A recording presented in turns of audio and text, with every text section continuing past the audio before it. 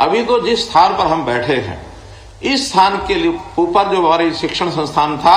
वो पुराना होने के कारण से उसको गिरा दिया गया। इसके नए निर्माण की जो बात की जा रही है, इसमें मुख्यमंत्री के पास, मंत्रियों के पास एक डिस्क्रिशनरी कोटा होता है। उस कोटे में सामान्यतः योगदान कुछ ना कुछ जरूर देते हैं, लेकिन मैं तो इतना कहूंगा कि आपके इस संस्थान को बढ़ाने के लिए, शुरू करने के लिए प्रारंभिक योगदान इसकी मैं घोषणा कर रहा हूं। और मैं अकेले अपनी तरफ से भी नहीं, तो हमारे सरकार के साथ जुड़े हुए साथी हैं, मैं उनकी ओर से भी, क्योंकि उनसे मेरी बात हो गई है, उनका कि हमारे नाम से भी आप घोषणा कर देना। तो आज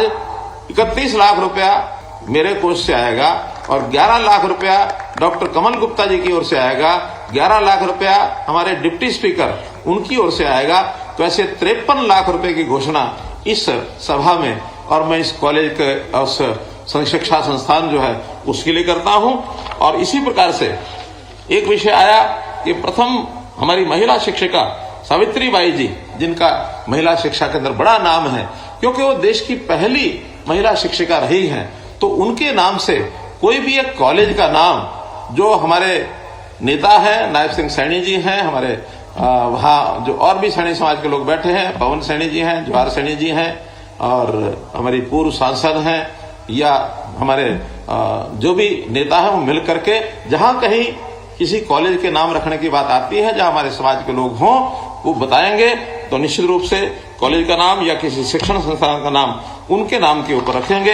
एक प्लॉट की बात की गई है, तो इसमें भी मैं हमारा जो HSVP है उनको कहूंगा कि जिस शहर में आपको प्लॉट चाहिए, एक में अथवा ज्यादा में, वहां एडवर्टाइजमेंट करेंगे, आप लोग उसमें अप्लाई करिए। तो एक निश्चित विधि है उसकी, उसमें सबको आपको धर्मशाला के प्लॉट ये भी जरूर दिलाए जाएंगे। तो इस प्रकार से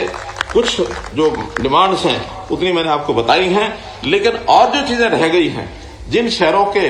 जिन जिलों के अपने कार्यकर्ता हैं, वो एक बार बैठेंगे, तो बैठ करके उनके साथ चर्चा करके ऐसी सब चीजों को हम पूरा करेंगे, जिससे हमारे समाज के महापुरुषों का, हमारे समाज के ऐसे नेताओं का, उनका नाम आगे बढ़े, ताकि अपने समाज की हम चिंता कर सकें। ये समाज एक